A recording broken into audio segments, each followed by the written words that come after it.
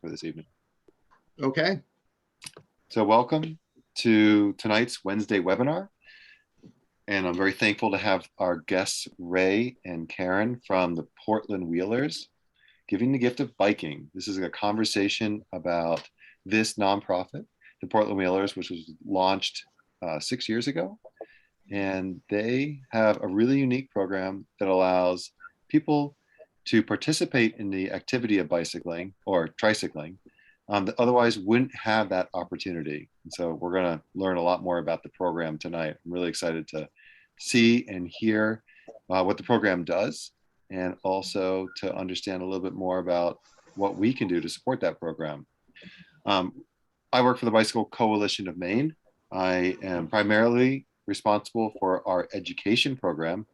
The Bicycle Coalition of Maine is a nonprofit organization, and we strive to support better biking and walking throughout the state of Maine. Please check us out online at bikemaine.org. We are a nonprofit organization, so your support is definitely helpful. And if you go to our webpage and you want to support us financially, you can click on the top right donate button, and we'd really appreciate that. Karen and Ray. Ray is the president of the Portland Wheelers. Karen is the vice president of the Portland Wheelers. They're board members, and it's primarily a volunteer-led program. They have one paid staff person that helps with the driving during the actual season when these bikes are in use. But otherwise, it's a lot of volunteers just giving their time and energy to the organization. I believe Karen and Ray have a slideshow that has some great pictures to really show us exactly the kind of energy and wonderful opportunities that they provide. And I can stop sharing, and Karen and Ray can take over. One thing for those that are participating in the call tonight, please feel free to use the chat window over here. I'm going to put our first thing in there. But use the chat window to ask questions. Feel free to unmute yourself. We're a relatively small group, so feel free to unmute yourself and ask a question. We will have a question and answer at the end, but we really want this to be as much of a conversation as a meeting of all of us together, a nice friendly conversation. So feel free to chime in and ask questions or make comments as you feel them come to you. So without further ado, Karen and Ray, the floor is yours. I would like to start with our poll number 1. Oh, sure. Let's get that right available. Yeah, here we go. This is a pretty fun poll. Before we even talk about what we do. So poll number 1, before signing up for this webinar, what did you think Portland Wheelers were? A bike gang in Portland? Tire shop in Portland? Bike shop in Portland? Or an outdoor adapted biking program providing fun for people who cannot ride a bike on their own? Or maybe it's an unfair question because you are kind of in the inn already. All right. It looks like I thought a bike gang was probably the most fun. So I'm going to end the poll and I'll share the results here. So everyone realized it wasn't a bike gang. So looks like most people knew what the Portland Wheelers did. I can say I'm not allowed to vote because it doesn't let me do that because I'm administering the poll. If someone had asked me before I got involved in what I do now, I probably would have thought that it was not a bike gang, but that would be kind of a fun name. Maybe a bike club, like a riding club somewhere in the Portland area. Yeah. So we have 2 more polls coming up later today. Yes, I'll let you know when those are coming up. So I just wanted to talk a little bit. I wanted Ray to give us a little history because I'm relatively new to the board. I'm going to be president next year. I'm president in training.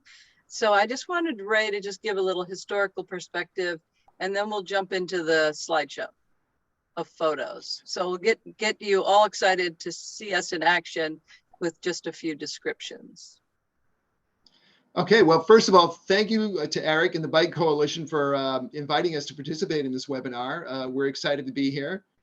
The Portland Wheelers was started in 2015 by a gentleman who was out on Nantucket visiting his mom, and he saw a program like this being run out there, coincidentally enough, called Nantucket Wheelers. Came home and decided to start a program here. That first year, it was just one trike, himself, I think maybe a handful of other volunteers and a couple of ride partners. I joined in 2016. We had two trikes then, maybe about 15 active volunteers, and I can't remember how many ride partners we had, but the program has grown to the point where we are now in 2021. We just ended our ride season. We gave 1,700 rides. We own 6 trikes with 2 more on the way. We own 2 trucks, 2 trailers. We're actually paying rent on a garage. We have 70 active volunteers. We have 1 paid staff, and we are looking forward to a very active 2022. So let's do a little vocabulary first. So we talk about ride partners. A ride partner is a facility where we go and take people for rides. So we call them a ride partner because we work together to get the folks that can't bike on their own onto the bikes and out for a ride. The person pedaling is called a pilot. So you'll see that in the video in a minute. It's not a video, the slideshow. And then the person sitting in the front, the one going for a ride, is a wheeler. So we use those words like everyone knows what those are, you know, like Band-Aids.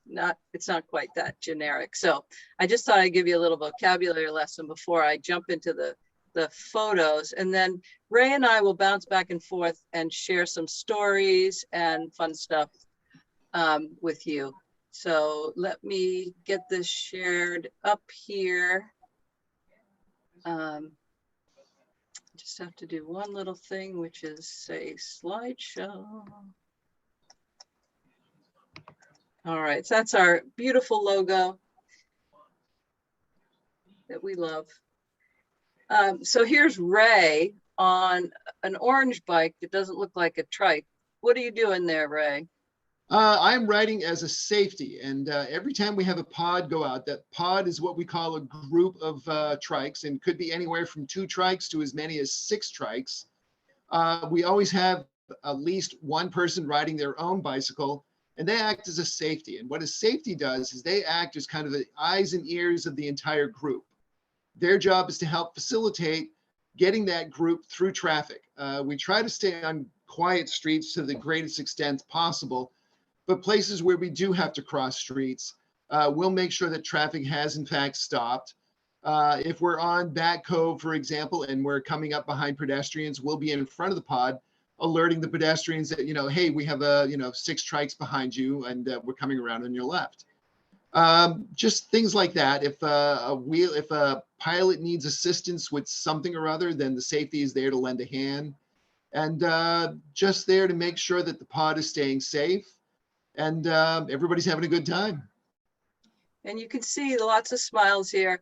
The pilots are always smiling. We just have a blast. Some of the people maybe aren't smiling on the outside, but we're pretty sure she's smiling on the inside. So that's a little bit, it's not a good view of our bikes. This was also one of our favorite photos, and Bike Coalition used this as well. So you can see the backdrop of Portland. So they're not only getting out in fresh air, but they're getting views of our beautiful city. And here you can see the pilot in the back riding, and there's 2 wheels under the wheeler, so they feel very safe and secure.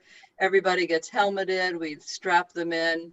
I'll show you some pictures of what we do when it's cold. There's some more pictures coming up of the actual trike where I'll show you a little bit more. This is a scene at our garage, our new garage site. This is the first year we've had a paid garage. So these are all things that feel like success for us as an organization, that we actually even have something to rent and we have enough stuff to put in it. But here we are at training. Here's Denise, who's actually on this call. And these people are all training to be pilots. Being a pilot is one of the most rewarding things I've ever done. And basically there's 4 hours of training. You learn, you get to ride in the back as a pilot, and you get to be a wheeler, because sitting up here gives you that sense of what it's like to be the first one going down the road with nothing in front of you, you know, as opposed to being in a bus or even a trike where you're in the back. You would never get that feeling of being the first one down the road. So it's a really unique sensation here. And that's what we need to feel, that so that we can describe it to our wheelers. And there's our trainer extraordinaire, Ray, right here, giving Co-trainer. instruction. Pardon me? Co-trainer. Co-trainer. Co-trainer. One of our trainers. But it's a 4-hour training, and we try to make it fun. And most people would say that's true. And a little thing about training here, a lot of people are under the false impression that this is going to be a workout. No, this is anything but a workout, because these trikes are all electric assist. And we always encourage people to use as much power as they want, because we want the wheeler, the person in the front seat, to have the smoothest ride possible. So yeah, this is, you're not gonna work up a big sweat pedaling one of these trikes. Yeah, and I think one of the things in the training session about actually being in the front as if you were a wheeler was understanding that it's really not about velocity. It's really about control and balance. And, you know, a lot of the issues, we don't need to have any quick starts or stops, but it's so much more important just to have a smooth ride. Yeah. Yeah. So we, you know, the 4 hours, a lot of the time you are on the trike practicing. We went to Evergreen Cemetery, which has all kinds of challenges, hills. The first time I was a pilot, I got stuck in a hole and I had to back up. Remember that, Ray? How embarrassing. Here are board members like stuck in a hole. But the cool thing about these bikes, which you don't get on a regular bike, is that you can actually go in reverse. So you have to pedal really fast and then get, I don't know how it works. Backwards. Right? Backwards. Well, yeah, you have to pedal fast backwards. backwards. Yeah, it's the coolest thing in the world. But I did get myself out of the hole, and we had a lot of laughs over that. But so it's not easy, but it's not super hard. So if anyone thinks that they might want to be a pilot, I think it's really, really doable. We attract a lot of people that are cyclists. I've known this person for years and years. We met cycling. So it attracts that kind of person. We're all cyclists at heart. This is just another awesome picture. I kept catching Ray in these pictures being a safety on his little orange e-bike. So you can see a little bit more. We actually had 2 safeties going. Was this a training? I think it's training. Oh, it looks like training. Yeah. Yeah. So I love this picture for a couple reasons. Look at the smiles. Look at the beautiful scenery. This is what we do. We do it for 2-3 hours in a morning or an afternoon. Karen, how do the people that are riding as, what was the terminology? The wheeler? The wheeler. person pedaling is the pilot and the person in the front is the wheeler. So the wheeler, what type of background do you find that they have? Were they cyclists at some point in the past, and are they not able to ride? Are they elderly for the most part? Are they unable to for other physical or mental reasons? All of the above. So we have 26 ride partners currently. That means that we go to a facility. So the facilities range from independent living to assisted living to memory care. That's our primary mode of connecting with people. So they do tend to be elderly or somebody that might have had an accident or something that's in assisted living, whether it's a brain injury or something. So not all of them are cyclists. You do occasionally get a cyclist and they just chatter on about cycling, how I used to do this, I used to do that. But other times it's just people wanting to get out. Think about not only being in a facility in good times, but being in a facility during COVID lockdown times. So this might be the first time they've gotten out past the garden of the facility. Well, to emphasize Karen's point, back at the beginning of this ride season, we contacted all of our ride partners in February we weren't expecting a huge response. We had no idea what how COVID was going to affect this ride season. We were thinking that we were going to have a soft start to this year, but and after our initial contact in February, a lot of our ride partners got back to us and basically said, how soon can you get here? And we were busy right out of the gate when we started giving rides in the middle of May. It was amazing. I think the next picture will tell you the other thing that we do. Yes. So Cyclemania is gracious enough to give us use of their parking lot to meet up with folks. We call this Come to Us. And that means that we show up with our trikes and people actually sign up to come. So you could bring your son, your daughter, your grandmother, whatever, somebody that might be living in a home, in their own home, that cannot ride by themselves. So we do that every other week on a Saturday. So that's our other way of reaching people. And that we tend to get, again, a wide variety of people that like to come to that. I like this picture. The nice thing about Come to Us is that our clients are individuals who actually live in their own homes.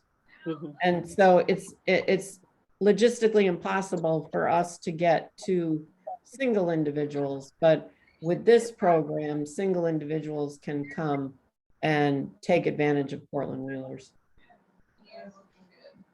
Exactly. Thank you, Denise. So we have two of these beautiful trucks, and we have them adorned with our pictures because a picture absolutely says 1,000 words in what we do. Like just Portland Wheelers, it could sound like anything like we did in that first poll. It could sound like a bike group, but this really shows what we do.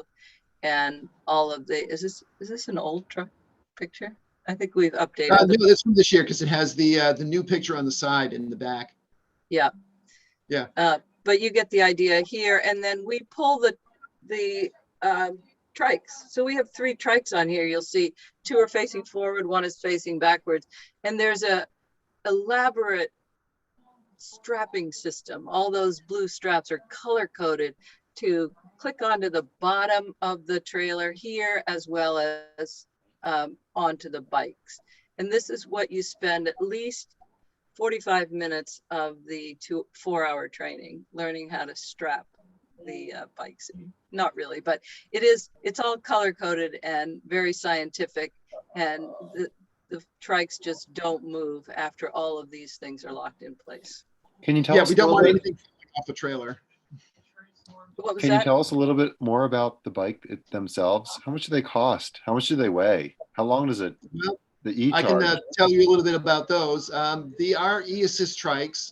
We own, like I said, we own 6 of them. We have 2 more on order on the way. They currently cost about $12,000. And of course, we do a lot of fundraising to pay for these. They're pretty sturdy machines. This is the 2nd generation of this style of trike that we have owned since we've started. And we find that this particular model, this is a model of trike called the Au Pair. It's built by a company called Van Ram, and they're in the Netherlands, and we purchased it through a dealer in Rhode Island. This is a very sturdy machine. We like it. It's the electronics are very reliable. The bike components are all top shelf bike components, very easily serviceable. I do most of the service myself. And what we can't do in-house, Cyclemania helps us out with. But they're very easy to ride. They're 8-speed derailleur and a 3-speed power assist. We have the ability to carry 2 batteries on each trike. A battery generally lasts at least a shift. A shift is anywhere from 3 to 4 hours. But each trike has 2 batteries, and we keep an eye on how much charge is on the battery. So when it looks like we're getting low, we'll swap it out or change the battery. And everything gets charged overnight. You can see in the picture the garage door that's open. Karen's pointing out the garage there, and you can see that black shelf there. That's our shelf for all 12 of our batteries and 12 chargers. And we have a very good system down as far as our transporters. Pete, our 1 paid staff, he's got a good routine. He comes in the morning, picks up the truck, the trailer, grabs the batteries, the lights, anything else he needs for the day. And when he comes back at the end of the day, everything goes back into the garage. All the batteries get put on charge and ready to do it the next day. Yeah, and all the trucks are loaded with blankets. We have cushions for the seats. We have saddlebags that have extra water, sunglasses, rain ponchos, all kinds of stuff. So we are so prepared for everything, and every week you get to use something out of there. So it's a well-oiled machine.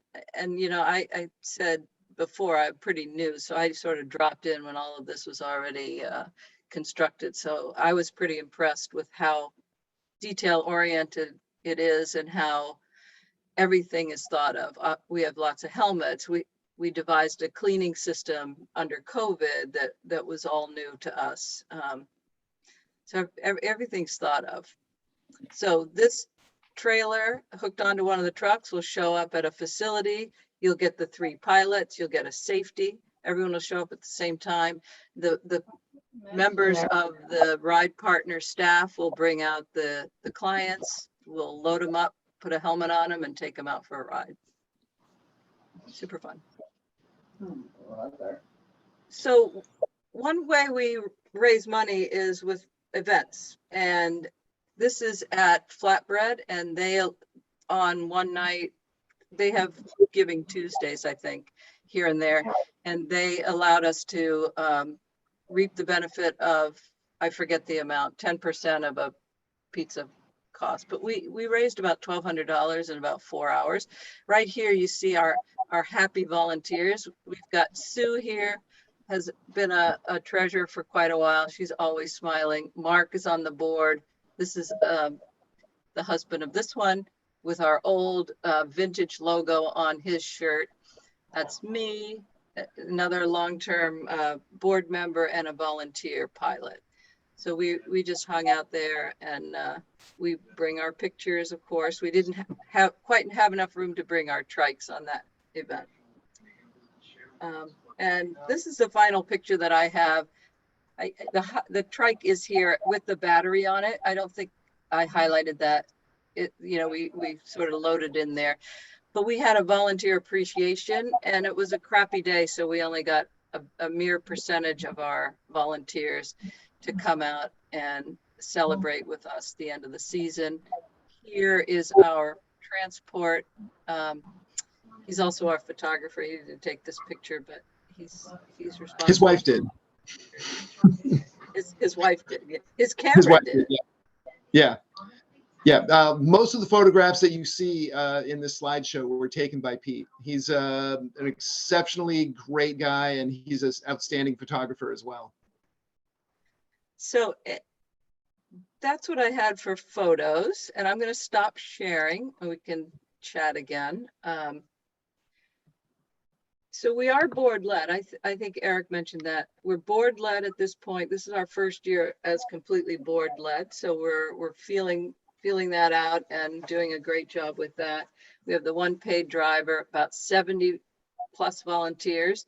We did a little event at REI just last weekend, and they donated coffee mugs to us, and we were able to sell them for a donation. We made a really good amount of money, but what we got too was about 80 people that were potentially interested in being a volunteer. So when people hear about Portland Wheelers, I think it touches so many people in so many ways. So that's a lead in to my poll number 2. Let's get it up. Poll number 2. During this presentation, did you have someone come to mind that would love to get a ride on a bike but cannot ride by themselves? This is a multiple choice, and you may pick as many as you want. Parent, grandparent, son or daughter, myself or my spouse or partner, other family member or a friend, maybe just a neighbor.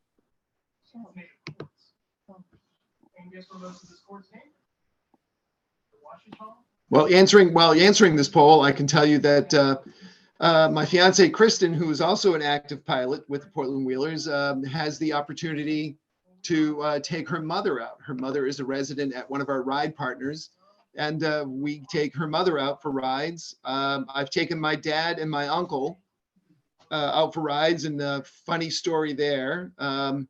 My dad, who has since passed away, but it took me a long time to convince him to go out for a ride. And we were out for about 10 minutes and decided that he'd had enough. So literally of all the hundreds of people I've taken for rides, there's only been two that didn't like it. One of them was my dad because I was driving. And the other one, coincidentally enough, was my uncle. He was disappointed because he thought he was going for a motorcycle ride. So everybody else has liked the rides except for those two. That's a good record. I think so. How many people do you figure you have taken on rides at this point? Oh, personally, in my 5 years with the organization, I'd have to say, I don't know about thousands, but hundreds at least. So and that's We gave 1,700 rides. So those aren't each unique individuals because a lot of people are kind of hooked on it. And so they You come call them out every frequent week. flyers. Frequent flyers, yes. Frequent flyers. But 1,700 rides in, basically 5 months. So I think it's the most we've done in any year. Yeah, because this is the first year we've been running 6 trikes. Yeah. So, We literally took delivery of those of our 3 additional trikes 1 week before the pandemic shut everything down. So for Right. 2020, we didn't give any rides at all. So the poll is essentially that everyone had a parent that responded, and we had 1 grandparent and 1 neighbor. Why? So when you showed us the picture of the truck earlier, and the truck had 3 trikes on it, but sometimes you take all 6 to a single event, or do you taking 3 to different places at the same time? We're taking 3 to different places at the same time. There was a couple of occasions this year where we had both trucks with all 6 trikes at the same location, and we ran a huge pod of 6 trikes, which was a lot of fun. It was quite a sight to see a group of 6 trikes. We had 4 people on safety. So we were a group of 10 trikes. I mean, 10 bikes, 6 trikes, four bikes. It was quite a sight. On that note, I'm going to find the video of that my husband took by accident. He was out there on Back Cove and he took a video of that. So hang in there. Ask some more questions while I look for that. What about your territory? I'd love to know. Portland Wheelers. Are you in Portland only, or are you venturing out to the other towns and cities in the region? We're in the greater Portland area. Our ride partners are from Falmouth all the way down to Scarborough, in greater Portland, South Portland, Westbrook, Gorham. We did a demo ride for a facility up in Auburn. We also did a demo ride for another facility out in Kennebunk, and we're actually working with a group on Mount Desert Island to help them get started. We helped a group in Washington State get started. Portland in Texas, Portland Wheelers is known nationwide for this type of activity. We're the only group in the country that do what we do on the scale of what we do it. The dealer that we purchase our trikes from in Rhode Island have told us that we are the largest user of this style of trike in the country. So we had asked the question, how long do the rides last? About 45 minutes each ride. Why do you feel like it's not more common to see this type of organization in other places in this country? That's a good question. Like I said, we know of a handful of groups that do this sort of thing around the country. Something that's a bit more well-known that is still gaining traction in this country are chapters of a group called Cycling Without Age. It's a European-based organization that started in Norway about the same time that Portland Wheelers started. And they do similar to what we do, except they use a different type of trike. They use what we call a trishaw. It looks like our trike, except that it can accommodate 2 people on the front. And Like a bench. there is exactly on a bench seat. And strangely enough, there is a group right here in Gorham that has started a group of cycling without age. So if you want to watch just a really quick video. Oops. Oh, that's what the noise was. I'm sorry. That was I was thinking, who left there? All right. So this is, are you seeing this? Yep, it's coming through. This is Back Cove, and this is that day we had all 6 trikes out. So we start with a safety.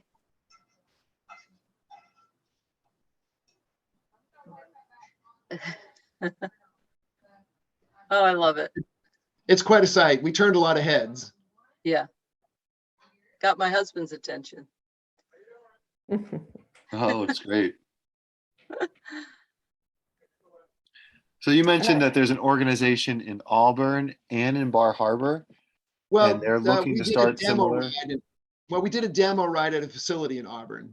They just, it was a nursing home who asked us to come up and show them our program. And the same thing in Kennebunk. There aren't any groups starting there, but if anybody is interested in starting a group similar to Wheelers, we would be more than happy to help them out and get started. There's no need to reinvent the wheel since we've already done all that work. We're happy to share our knowledge and do whatever we can to help anybody get started. Yes, and I just would like to mention that Linda here also made a comment, I think it's Linda Brocato, if I'm saying your name right, in the chat, that she is a member of, or she's part of a CWA in Mystic, Connecticut. So Linda, if you wanted to comment on how you got involved or how that organization got started. I have a feeling a lot of this, whether or not an organization succeeds, is there's a lot of upfront investment, both in manpower and, you know, at $12,000 a pop, it's expensive to get a fleet of trikes that actually works for an organization. I'm somewhat involved with some folks up in Burlington, Vermont, and I think they got sort of like a hand-me-down adaptive bike that they were profiling in their information. They were going to use it for some of the students, for some of the children programs that they had. So people, I think, are sort of feeling out a way of making this work in their communities. But again, Linda, if you had information you wanted to share. What is CWA? Cycling Without Age. Oh, okay. Oops. Hi, can you guys hear me? Oops. Yeah.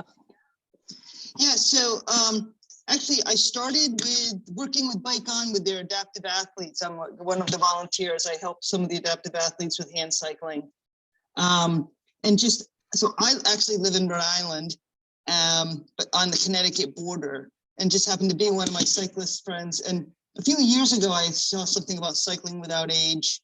And my previous history is I worked as a pharmacist, but I also worked in community outreach. And so just in my own practice, I saw that, you know, people when they're in the nursing homes and all this, they get isolated. And so it's in the back of my mind, and I just kind of kept investigating. This kind of fell into my lap. And so we just got we have a chat. We just got one. Connecticut is starting some sustainability and trying to get people outside and alternative transportation. And so we ended up doing some fundraising, and now we just got the chat, and now we're working to get it really started for next year, you know, because we're just about to hit our winter months. We've been down with some other, a couple of the other places that have had some of the chats have brought them down. So we've had people that have like MS, we have a lot of like senior housing. So we've kind of got a list of places that we're starting to look at to use it. So I'm in charge of the training, the pilots. And so we're really in the beginning stages. So I actually came across this because I've actually done the Bike Maine. So, and then when I saw this, I was just like, oh, great. This is exactly, you know, what we're looking at. And I wanted us to hear more about how you do it. And you've really got a great program. So What So other we're really questions? just starting the whole process. So what other questions do you have that might be interesting to everyone just starting out? So one of the questions is, do you go to the same place every time? Or like how, when you go to places, do you have them like on a rotation or? Yeah. Yeah, like some people are, some facilities are weekly and some are every other week. Okay. So like every Monday afternoon was X, and our volunteers tend to gravitate to either a facility that they like, or one that's near them, or one where they know somebody, or one that fits into their schedule. So there is a little bit of repetition in meeting people and seeing them over and over again. And then there's some people that just go wherever there's a need and have been to all the facilities. So it takes both forms. And you can imagine with 26 ride partners and 2 fleets and 70 volunteers, scheduling is can be quite a complex task. Yeah, so right now it's like, you know, again, there's the whole cycling community that's interested in it. That, you know, we've got different people that want to be pilots. And so, you know, again, it's just trying to start, you don't want to get too big too fast to not, you know, firstly kind of get your feet wet and work out some of the devil's in the details. Do you have set routes that you take like on each facility, or how do you do that? So as you're training? Kind of. Well, when you know, as Karen had mentioned, we have our volunteers that tend to go to the same places at, you know, week after week, and they get to know the area, they get to know the routes, they get to know the routes that are the most quiet streets, the one with the most smooth streets, just to make the wheeler, the person in the front seat, give them the most comfortable ride. We occasionally have somebody who doesn't know the area, and we will give them a heads up, let them know a recommended route. But for the most part, with the volunteers getting around to the different places, they know the area. That's what I'm saying. Yeah, my favorite example is this one memory care place in Westbrook where we take out, we have the 3 cycles and we take out a total of 18 people in 4 hours. So we load them up, and there's at least 6 different routes because the people that have led that have tried to figure out new routes, because if you just took out, you know, 6 fleets in the same route, we would be bored. But so she's figured out all these different routes. So let's do this one, then we'll do this one, and then we'll hybrid these 2 together. And so it's, you know, it's fun to find new places to go. We go through cemeteries and neighborhoods and just parking lots, you know, whatever's safe for the wheeler, really. Yeah, that's so. Mystic can get very crowded if you've been down to Mystic, Connecticut. You know, there's a lot of historic areas, and we're right on the water, so we have some good routes. But we're also, it's interesting. Did you run into any issues with police or traffic, or we have a police chief that's a little interesting. Ray and I are laughing. Yeah, we had one incident with the police. We were riding from one facility and we were crossing the street that they're on, and there's no crosswalk there. Our safety went out into the street to make sure that traffic has stopped. And our safety was no sooner in the middle of the street, a police car whizzed right by her. So we were all kind of hollering. The cops stopped and rolled down the window and proceeded to read us the riot act about bicycle safety. And I very calmly explained to the officer that, you know, we were well within our rights to do what we were doing. And I didn't want to, you know, cause a scene right there. So I called her watch commander and had a very nice conversation with him, and just reminded him that, you know, while I realized that, you know, the police, you know, members of law enforcement have a lot going on inside the car. They need to be aware of what's around them. They need to be aware of our existence. We are complying with every bicycle law there is. We are exercising utmost care and safety out of respect for our wheelers in the front seat. And so, yeah, we have not had any incidents with the police since then. In fact, We've had a couple of times where we're trying to cross a busy street and a cop car has stopped, put on his blues, stopped traffic, and enabled us to cross the street safely. It's nice. And Linda, if you're starting a program, you might actually want to let the local law enforcement know that, this is a new program that's starting up and this is where you expect you might be. And I imagine if you were to give them a heads up, you'd probably have their support right from the get-go. Yeah, we have a kind of it's funny, it's like we have police that are supportive of it, and we have a police chief that doesn't want bikes on the road. So the other issue, I know another area in Rhode Island with cycling without age, they ran, and I don't know if this happened to you in Portland, was they were looking at them as almost like being like the little jitney taxis. And did you have to do anything with licensing or registration? No. Okay. No. In the state of Maine, e-bikes, class 1 and 2 e-bikes are considered bicycles in the name of the law. Is that right, Eric? Yeah, that's correct. Yeah. Yeah, with us, it's more because it's like you're transporting someone from point A to point B. Like, we're trying to say it's free. So it's like in Newport, they were going, oh, well, it's like you're giving somebody transportation and they're worried about it being like a taxi service. So they wanted them registered.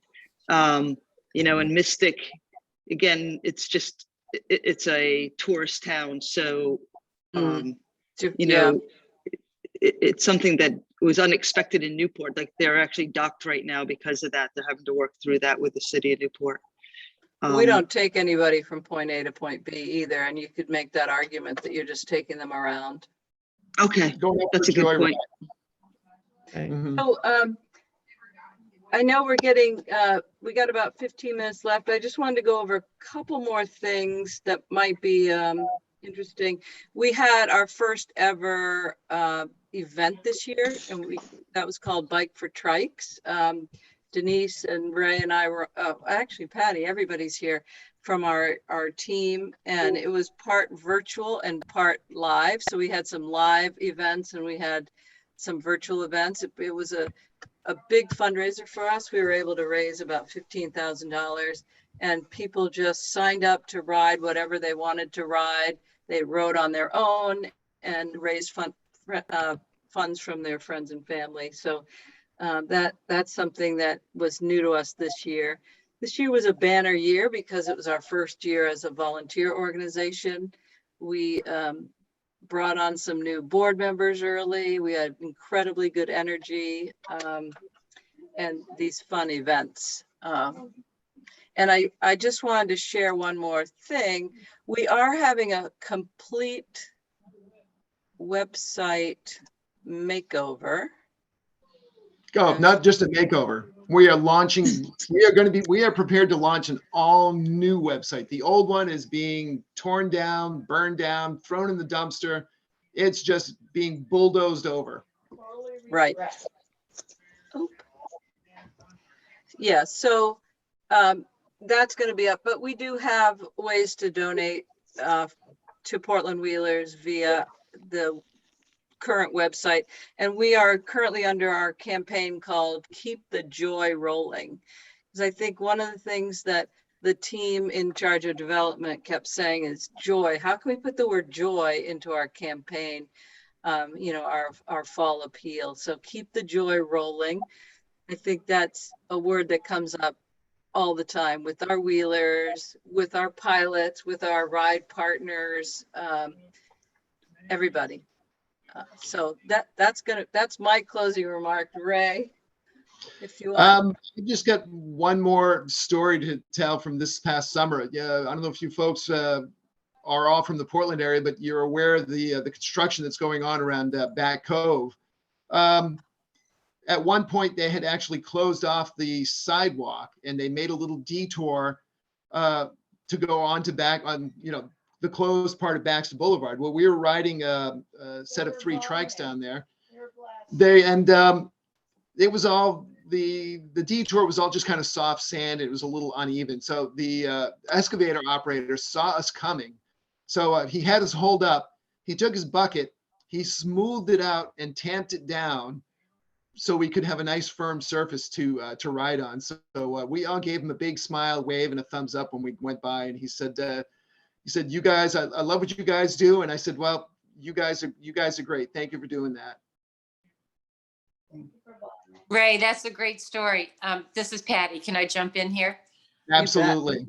Okay. I wanted to make two comments, and I might think of something else along the way, but I got involved, and I'm the secretary. I have an aunt on my side and an aunt on my husband's side that both are residents at one of the facilities that are partners with Portland Wheelers. So it's been wonderful for me to be engaged and have those kind of people that are benefiting. And so the other couple of things I wanted to mention is that back, one of the questions that was asked at the beginning was about, do we have wheelers that used to be athletes themselves? And I wanted to say that on our very last Come To Us ride this year, we were able to accommodate a woman that is 43 years old and is suffering right now from metastatic breast cancer in 2 other places. And she used to be a triathlete. She is married and has 4 children. And her friend was the one calling to see, could we get her on a trike with us before the season was over? So this was like October 23rd or something. And her husband was there, 2 of her children and 2 of her friends. And they all were on the ride at the end of the season. And it was just so great to be able to get her out there. Her friend was really excited for her to be able to do that. So there are occasions where we are servicing people that once were athletes and just can't do it now.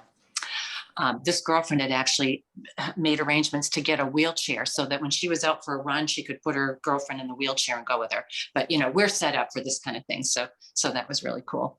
And the other thing I wanted to add that I don't know that came up that would be interesting for some folks to know is that the wheelchair front part of the trike actually can be separated from the rest of the tricycle so that you can go into, a place that has an elevator and get somebody on that just is, immobile generally, but you can get them into a wheelchair and get them out into the tricycle and the fresh air that way. So just wanted to add that for info as well.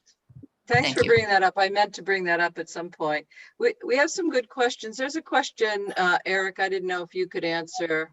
Yeah, I saw that about the e-bike tax break. And so what I understand is that it does not exist yet. It's still being discussed.